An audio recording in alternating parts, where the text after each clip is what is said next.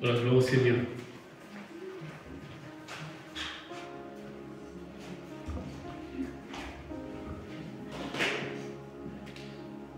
Voilà, merci Seigneur Jésus. Ce soir,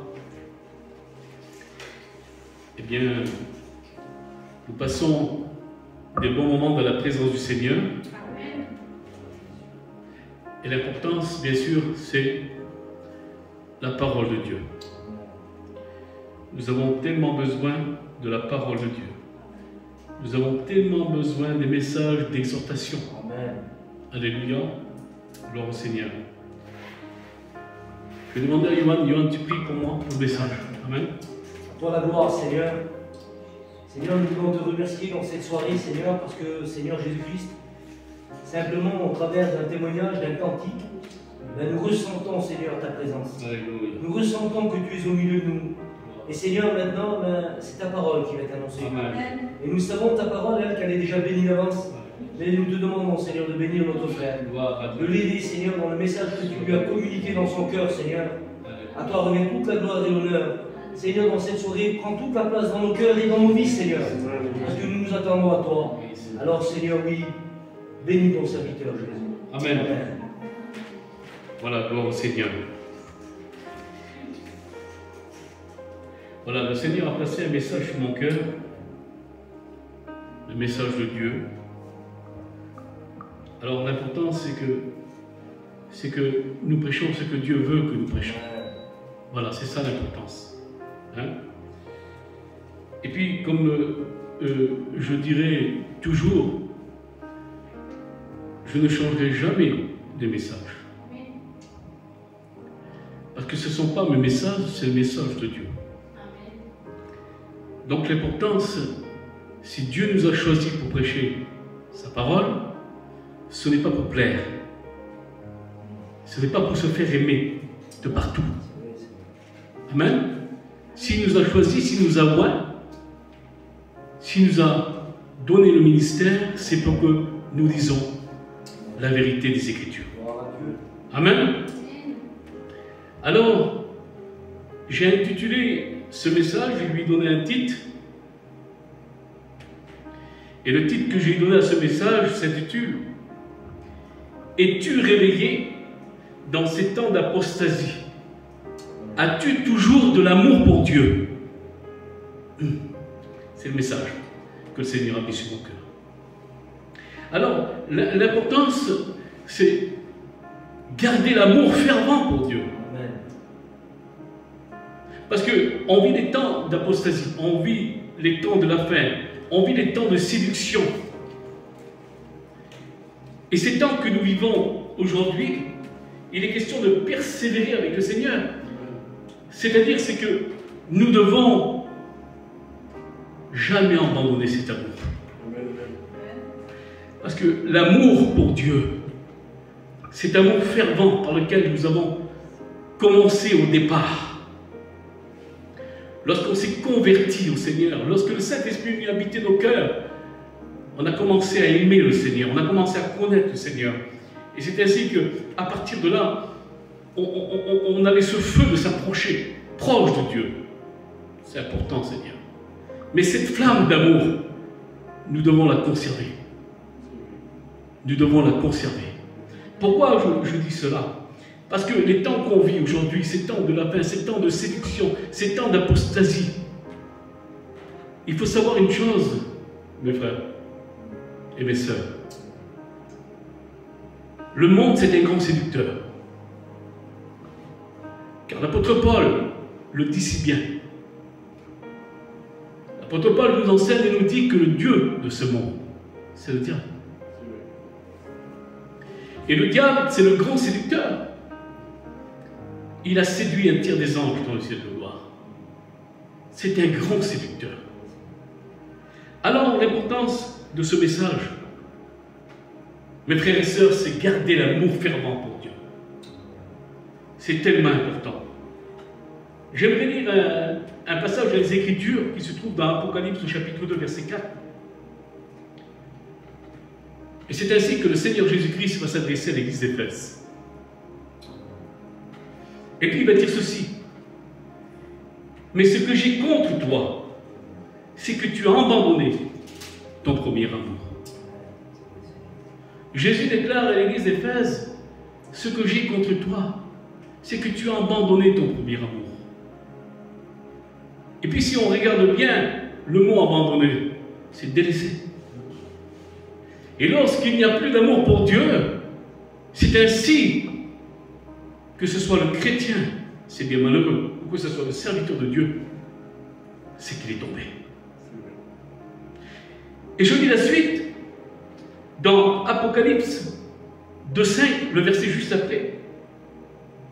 Il dira ceci: souviens-toi d'où tu es tombé.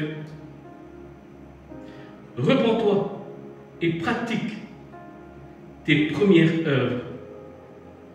Sinon, je viendrai à toi et j'ôterai ton chandelier de sa place, à moins que tu te repentes. Avec Dieu, il y a toujours une sortie de secours. Parce que notre Seigneur, il est amour. Il tend toujours la main.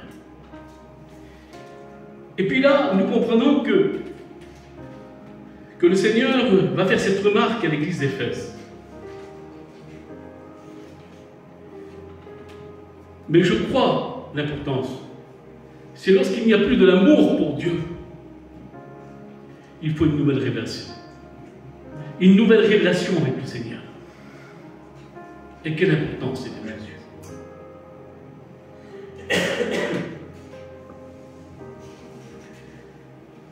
Alors j'ai marqué ceci. Plus d'amour fervent pour Dieu. Un grand signe lorsqu'il n'y a plus de l'amour pour Dieu, c'est qu'il n'y a plus de respect pour Dieu. Et c'est là que nous voyons qu'il n'y a plus de l'amour pour Dieu. Bien sûr, ce que je vais dire maintenant, c'est sans préquite, sans juger personne. Simplement, je ne fais qu'annoncer la vérité des Écritures, la parole de Dieu. Mais vous savez, dans des mouvements, beaucoup de mouvements évangéliques, dans des assemblées, pourquoi il y a autant de désordre? Pourquoi dans ces temps que nous vivons aujourd'hui, nous voyons beaucoup de désordre, du n'importe quoi? Parce que l'amour fervent pour Dieu a disparu. C'est pour cela qu'il n'y a plus de respect pour Dieu. À combien il est important, Seigneur, lorsqu'il n'y a plus de respect pour Dieu. C'est pour cela que le Seigneur Jésus dira dans Matthieu 24, 12, lorsque l'iniquité sera accrue, l'amour du plus grand nombre se refroidira. Elle se refroidira lorsqu'il n'y aura plus d'amour pour Dieu, lorsque le monde rentrera dans les églises. Et c'est ce que nous voyons. Parce que lorsque nous avons beaucoup d'amour pour le Seigneur, lorsque nous sommes proches de Dieu, on ne participe pas dans des doctrines erronées. On respecte les doctrines de la Bible. Et ça, c'est tellement important, Seigneur. C'est ça, aimer Dieu. C'est pour cela que Jésus dit, celui qui garde ma parole, c'est celui qui m'aime. Celui qui garde ma vérité, c'est celui qui m'aime. Parce que lorsqu'on aime Jésus, plus que tout, c'est qu'on s'attache à sa vérité. Et quelle importance de s'attacher à sa vérité. Lorsqu'on voit beaucoup d'assemblées aujourd'hui, ils en ont fait des boîtes de nuit, des jeux de lumière, des orchestres, des concerts, des doctrines totalement erronées. C'est parce qu'il n'y a plus d'amour fervent pour Dieu. Et vous savez l'importance, lorsqu'il n'y a plus la foi authentique, quel danger! Quel danger! Qu'est-ce qui nous donne à respecter Dieu? C'est la foi authentique. C'est tellement important, Seigneur Jésus, à ce sujet.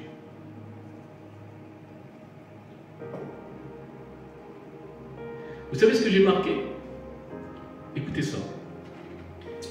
Quand le Seigneur ôte, écoutez bien ça, quand le Seigneur ôte le chandelier, cela signifie que l'Esprit de Christ quitte cette Église et la laisse marcher seule, et elle devient alors une Église de Laodicée.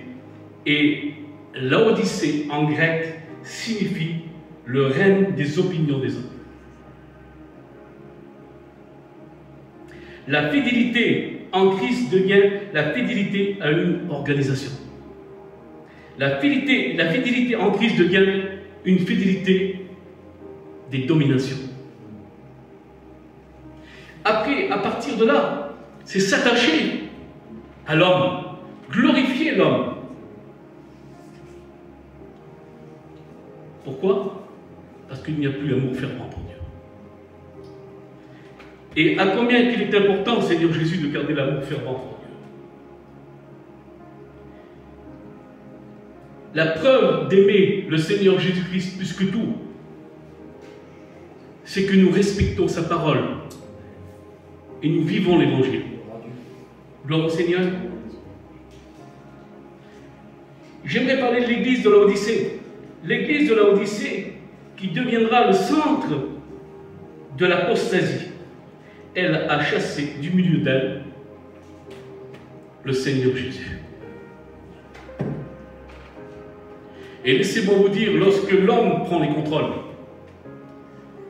lorsqu'il n'y a plus l'amour fervent pour Dieu, laissez-moi vous dire que le Saint-Esprit est mis à la porte.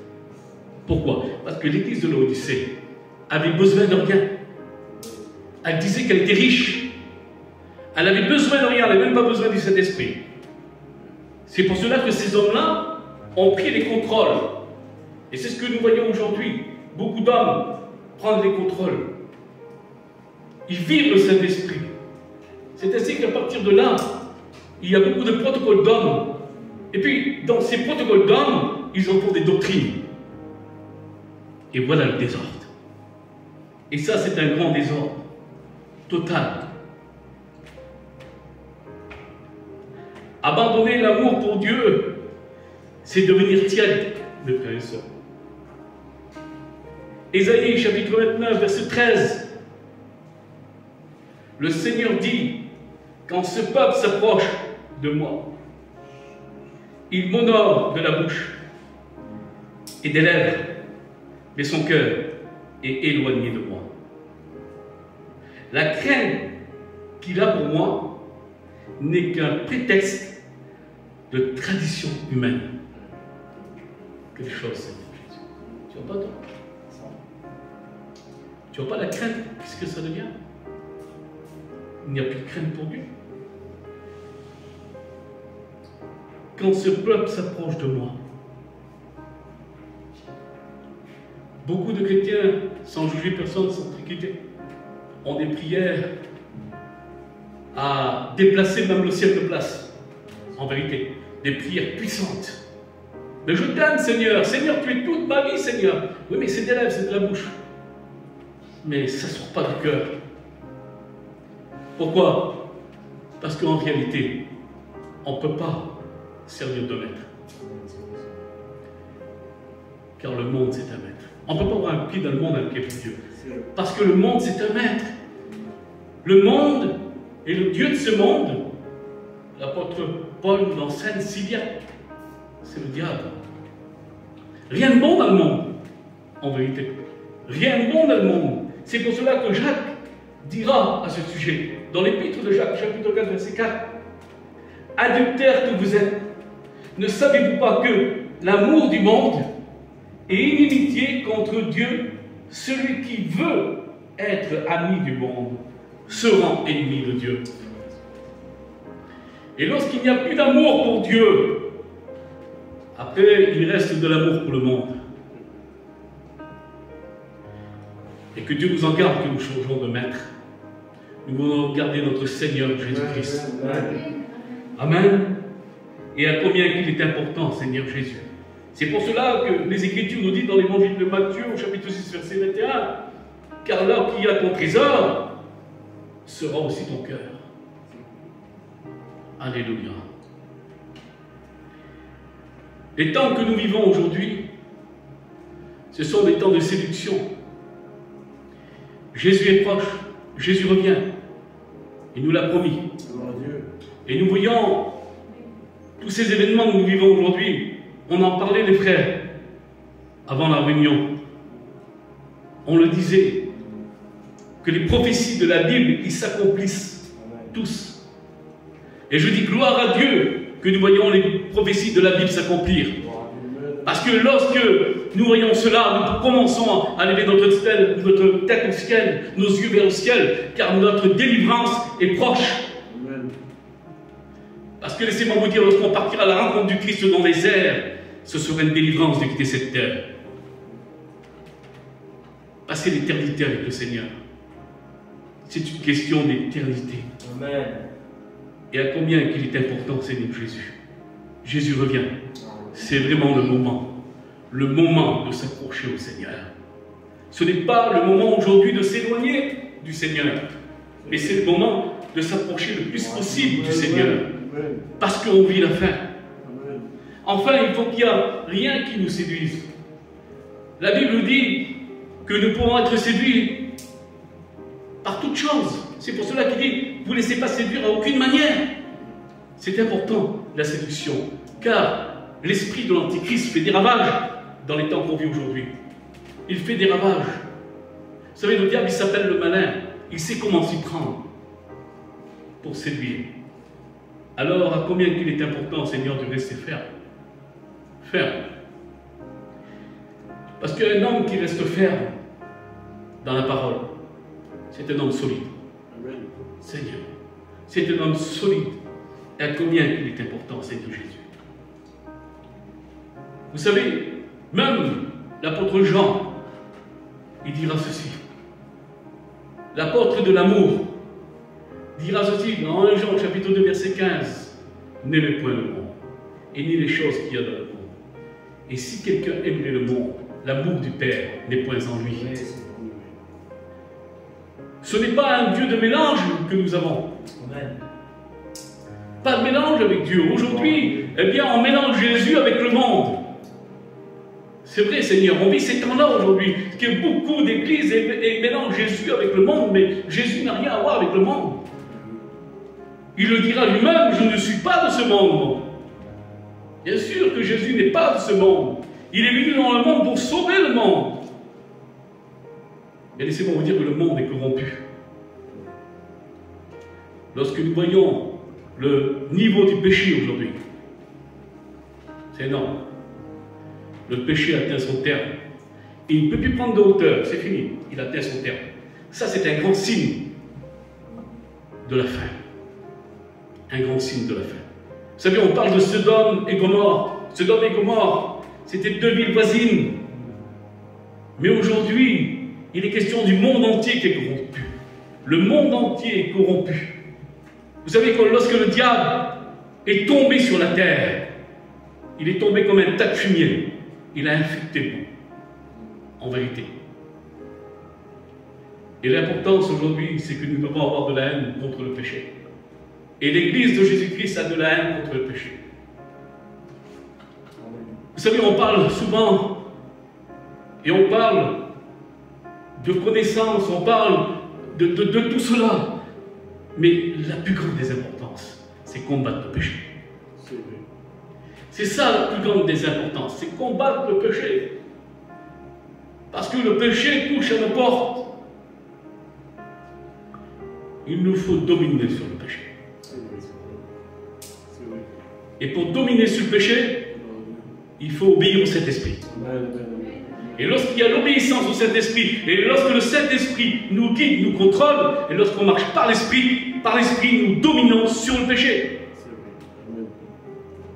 Et tout est là. L'obéissance. L'obéissance. Le Seigneur Jésus-Christ, lorsqu'il a vécu sur la terre, nous a montré une démonstration d'obéissance. L'évangile de Marc nous dit qu'il était obéissant jusqu'à la mort de la croix. Il nous a donné une démonstration d'obéissance. Il nous a montré comment nous devons obéir à Dieu. Seigneur, et je crois que dans ces temps de la fin, nous devons obéir à Dieu. Vous savez, que Dieu nous en garde au sujet de l'église de la Odyssée. Parce que vous savez, les 7 églises de la Pérouse, ce sont nos églises aujourd'hui. Ce sont nos églises d'aujourd'hui. Pourquoi en réalité que le Seigneur Jésus-Christ va s'adresser à l'église de l'Odyssée et puis il va dire: je te vomirai de ma bouche. Alors, lorsqu'on parle de Dieu, on parle de l'amour de Dieu. Et on dit Dieu est amour, Dieu est amour. Mais nous voyons que là, Dieu veut vomir cette église. Dieu veut rejeter cette église. Parce que le véritable amour de la Bible, des Écritures, et d'ailleurs nous l'enseigne, c'est l'amour de la vérité. L'amour de la justice de Dieu. Et à combien qu'il est important, Seigneur Jésus. À combien qu'il est important. Oui, l'église de la Odyssée ont viré le Seigneur. Ils l'ont mis à la porte. Pourquoi? C'était une église orgueilleuse. Orgueilleuse. Je voudrais lire avec vous à ce sujet. Dans Apocalypse, chapitre 3, à partir du verset 14, il dira ceci. Écrit à l'ange de l'église de Laodicée. Voici ce que dit l'Amen, le témoin fidèle et véritable. Le commencement de la création de Dieu. Je connais tes œuvres. Je sais que tu n'es ni froid et ni bouillant.